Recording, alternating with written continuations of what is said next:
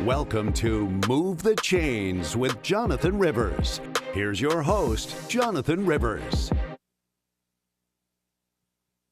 Let there be football. Welcome to Move the Chains. I'm your host, Jonathan Bam Rivers. On the MTC call sheet today, we're going to talk about what's better for the NFL. Is it a dynasty or is it parity? I really think it depends on whom you ask. And I'm going to tell you, I've had very, very strong opinions about this for a very long time, and I'm going to share them with you.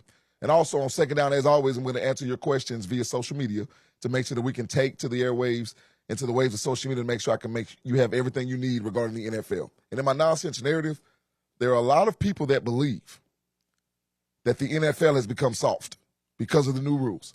I used to be one of those people, but now I'm on the other side. I'm going to tell you why that conversation, in my estimation, is nonsense narrative. And last but not least, I truly believe there's a quarterback and a team that are very close to knocking down the door, finally winning a Super Bowl, and that somebody will recognize. All that and more here on Move the Chains, but you know how we do it.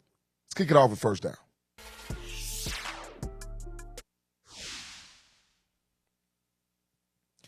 Dynasty or parity? So, again, I like to talk college and NFL football on this show, so I'm going to bring a little bit of college flavor for this reason. College football is designed to have what? Dynasties, in my estimation. And see, a lot of people think that college football is designed to have parity because everybody can recruit. No. I think college football is designed to have dynasties because teams, especially in the past, have been able to recruit at a high level, typically don't stop recruiting at a high level. And the more you win in college football, the more these 18 and 19-year-olds want to play for your program. So then the richer get richer and get even more rich. I think that's the way college football has been designed. Now, it has changed a little bit with the NIL and transfer portal and all that type of stuff. But I think college football, the way it was designed, because you can recruit always at a high level if you're that good. But the NFL is designed for parity. Well, how do we know that? Because we know we have a salary cap. You can't spend but X amount of dollars every year on your roster. And if you do, you are penalized not just financially sometimes, but you're penalized draft picks. You also have free agency, to where other teams can sign free agents. And a lot of times you see this, of course, after the fourth year, you're a restricted free agent. After your fifth year, you're an unrestricted free agent. And a lot of times these players have to bet on themselves, so teams have an opportunity to sign somebody. That's just the way it's built. And see, in the NFL, you're going to have churn a lot of the times, and that's just constant turnover. So I want to tell you something. In the last 10 seasons, you know how many different Super Bowl champions we've had?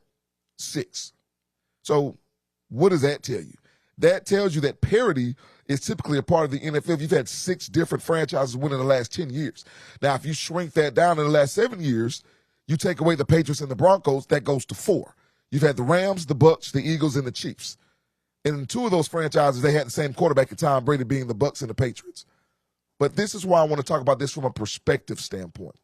Because the NFL fans want parity. You know how I know you want parity? Because you get upset when the Kansas City Chiefs win another Super Bowl. You get upset when you watch the Patriots dominate a decade in the NFL and become a dynasty. You get upset because you say the same team winning over and over and over again makes you sick. They become villains. You hate to see them win. And for that reason alone, I need y'all to follow what I'm saying. For that reason alone, that's why the NFL's, in my estimation, dynasties are better.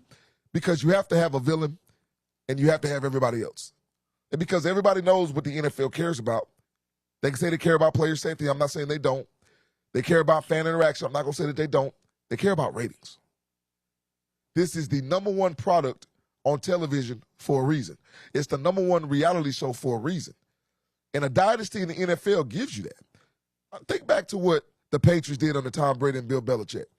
You had Deflategate.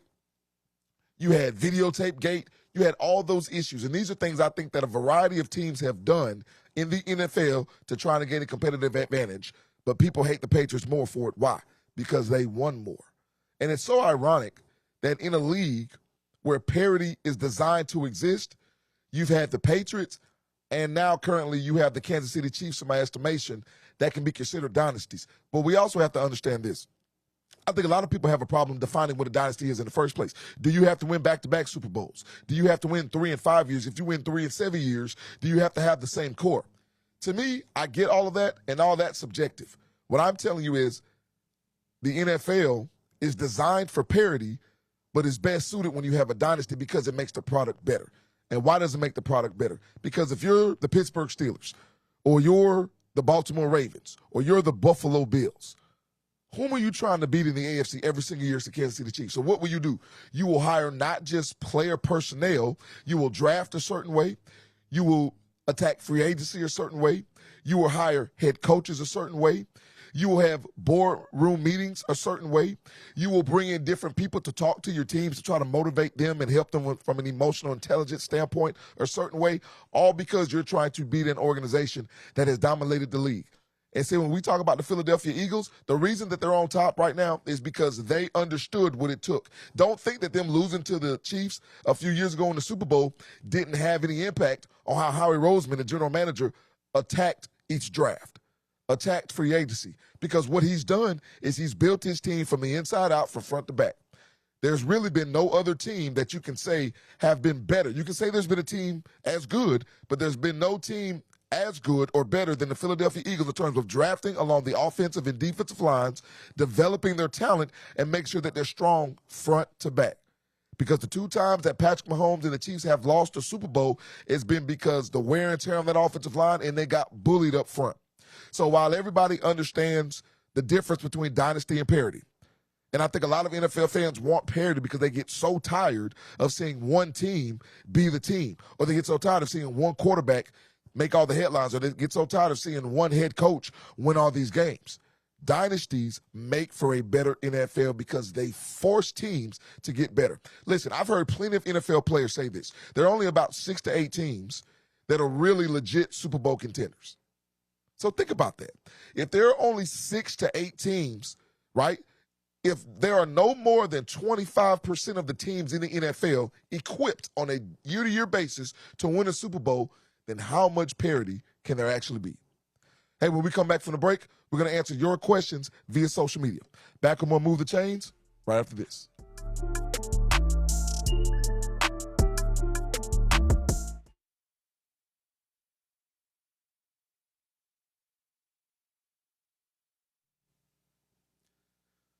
And welcome back to Move the Chains. Before I get to answering your social media questions, as always, I want to take this opportunity to thank my Lord and Savior Jesus Christ for hosting Move the Chains. Truly a blessing in terms of how this show is growing and the individuals that are attached to this show. Secondly, I want to thank you, the fans. Listen, I don't care if you've been watching on Facebook, Twitter, Instagram, TikTok, our YouTube channel, or right here on the Sports Leader WXTX Fox 54. The outpour of support has been truly, truly inspiring. So I want to thank you guys. And last but not least, to the best production crew in the business, I'll just say this.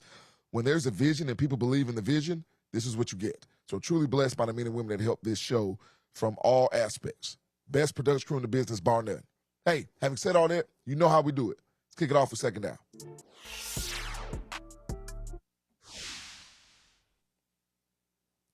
All right, so like I said, social media never dies. And I love the fact that it doesn't. So I want to take some time to go ahead and answer your questions. So, Ernest, let me get my questions. All right. How do you feel about the Steelers' offseason moves? This is a great question, and I feel like we overlook what this means. Now, everybody has said the Steelers typically haven't had the most talent, especially on the offensive side of the football, in most years under Mike Tomlin. And it's been his leadership that has really helped them get over the hump and never have a losing season under Mike Tomlin. But if you look at the offseason moves, man, Jonnu Smith, DK Metcalf, they brought in Aaron Rodgers, right? They traded for Jalen Ramsey. A lot of people may say, well, hey, these guys were good, but now they may not be in their absolute prime. They may be close, right? But they're not what they once were. But I just remember the words of Najee Harris, who's now with the Chargers, former running back of the Steelers. And he said when he came into the league as a rookie, there was no offensive leadership in that room. And see, these moves made me think about that one word, and that's leadership. That's all I can continue to think about. The Pittsburgh Steelers are an organization that pride themselves on not only being Super Bowl contenders, not only being competent in the front office, but being a leadership-driven group, player-to-player accountability. And I think that's what this kind of move and these moves have done. So when you ask me how much I like them, I really like them for that reason. Now, I don't know how it's going to play out on the field. I don't think these moves necessarily make the Steelers the best team in the AFC, neither the best team in the AFC North. but I think they'll be a playoff contender like they always are. And I think if these guys and this leadership comes together the way it could, this could be a team trying to vie for an AFC championship spot. All right, what's my next question? Who's the best player nobody talks about in the NFL? So this leads me to Zaire Franklin, all-pro linebacker of the Indianapolis Colts. Brand matters. See, all these teams share revenue, but they don't share the same brand opportunities. Because I guarantee you, if I polled 100 people that weren't Indianapolis Colts fans, even fans of division opponents, 50% probably wouldn't know who Zaire Franklin is. And it's because the media generally never talks about him. Your boy's talking about him because he's just led the NFL in tackles the past 2 seasons. He's only been in the top 4 in the NFL in tackles each of the past 3 or 4 seasons. He's only one of the best headhunters in the NFL, one of the best sideline-to-sideline linebackers in the NFL, but people don't talk about him because he plays for the Colts. And it's how ironic is it that when we look at the quarterback position for the Colts, there's been so many question marks about that with Anthony Richardson. Now they have Daniel Jones, but all pros like Zaire Franklin get overlooked. And people don't understand how good he is. When the Colts get better, the brand will get better. And that's when phenomenal players like Zaire Franklin, who are recognized by his peers, will be recognized by the general public as well. All right, what's my last question? Has Josh Allen become the best quarterback in the NFL? So Josh Allen has become the MVP. I'll put it that way. Is he the best quarterback in the NFL? I'll say no, because I think that title still goes to Patrick Mahomes. Now, I've heard people saying, people have told me, well, Bam, you're giving him a Lifetime Achievement Award because Patrick Mahomes has won this many Super Bowls in 7 years and this many MVPs. You're giving him a Lifetime Achievement Award. You doggone right. This is what I feel. And I've said this before, and I'm selling this to you now because you can hold me to this, and if it changes, then we'll have something to talk about. The seasons that Patrick Mahomes has had as quarterback in the NFL, what he's been able to accumulate in terms of championships, MVPs, Super Bowl MVPs, accolades, the first to do all this in his first 7 seasons as a starter, I think it would take 2 or 3 seasons of Patrick Mahomes not winning a Super Bowl or not winning an MVP for me to say he's not the best quarterback in the NFL. So you would count the past season, the 2024 season, as 1. He didn't win MVP, and he didn't win the Super Bowl. If he has 2 more seasons like that, and there's a quarterback like Josh Allen who's won multiple Super Bowls, or in an MVP, or Jalen Hurts who gets another Super Bowl, then we can have the conversation. But I think until that happens, Patrick Mahomes is still the best quarterback in the NFL. All right, when we come back from the break, it's going to be my favorite segment of the show. It'll be my nonsense narrative, and you don't want to miss it. Back on Move the Chains right after this.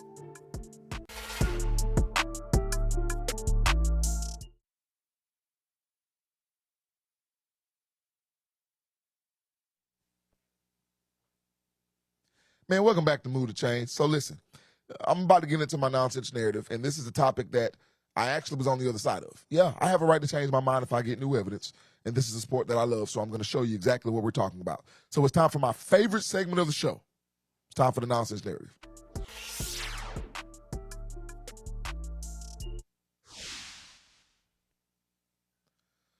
All right, so you see my lower third, right? Player safety has ruined the NFL. Now, I was one person, I'm telling you, that was adamant that this statement was true. Like, man, they keep changing the rules. Why are they trying to change the rules? Plus, I played linebacker, so I'm a defensive-minded individual. So I'm always on the side of the defense. Love offensive players too, but defense is where I butter my bread. So when I knew that the rules had changed to try to benefit the quarterbacks from getting hurt, when I knew the rules had changed of trying to let the receivers do what they do, and when I knew the rules had changed to make sure that the NFL players are safer, initially I was like, man, you can't take the physicality out of football. It's a futile attempt to do something that just can't be done. It's an inherently violent game, so why would you try to take it out of the game? It takes away some of the lust, some of the lure of the NFL. However, when you think about it, this doesn't make the NFL soft. It hasn't ruined the NFL, it's made it better. And this is why it's made it better. Because when I look at players that are able to produce at a high level, and when I look at players that are able to stay on the field, and when I look at players that are able to extend their life expectancy, not just their NFL life expectancy, but their life expectancy, I think it's a good thing. Because there are more and more NFL players that are doing what now? They're transitioning to what I'm doing, to talking about the game. A lot of them are bringing a lot of high-level information to the game. A lot of them aren't, but I'm not going to get into that right now. But there are people who are doing it. So if they're trying to make the NFL a safer league, again, you can never make it safe, but I've changed my mind and understand it's not making the NFL soft. Have you watched NFL games? Have you watched preseason NFL games? Have you watched OTAs? Like, this is not a soft league. These players put their bodies through something that only few can imagine doing. And the only ones that can imagine doing it, in my estimation, are the ones that are playing in the NFL. So rules are there to help. Now, I also think there are rules that benefit the offense more than they should. I've said that before. But, guys, when you're talking about 250, 60-pound individuals who run 4.3, 4.4, 4.5 40s, going full speed, and that equaling what? We understand what? Mass times force equals acceleration. I want you to think about the level and the power of acceleration that's happening when these individuals are hitting each other. The NFL is doing what they're doing for their brand. Remember, I keep talking about branding when it comes to college football and the NFL. It matters. Branding matters because you want to put yourself in a position to have a product. And the last thing the NFL wants to see is a Jalen Hurts or Justin Herbert or a Patrick Mahomes or a Travis Kelce or any top-tier player not be able to play. We're looking at Tua Tagovailoa. Think about all of the injuries he's had. Now, I'm not saying it's the NFL's fault. Tua has had multiple concussions, and that's because the sport is violent. So if you're trying to do anything to make the sport less violent, I don't have a problem with it because it will still have its physicality, which is what we all love about football. It's going to still be physical, but I want to see the best players being physical so we can enjoy the product. All right, when we come back from the break, it'll be time for the final segment of the show. There's a team that's very close and a quarterback that's very close, and I'm going to tell you who it is. Back with the final segment of Move the Chains right after this.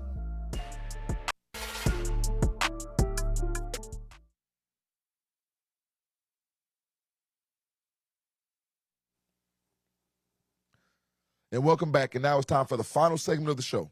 It's time for the final drive.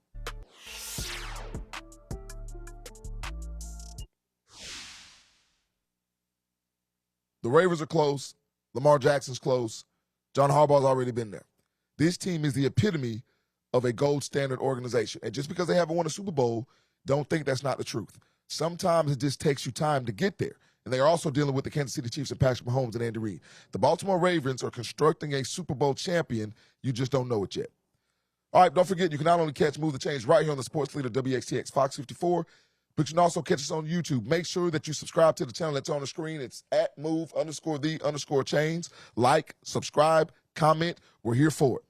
Hey, as always, another banger for the best production crew in the business. I'm your boy, Jonathan Bam Rivers, and always remember, build every day of your life brick by brick. And until next time here on Move the Chains, God bless.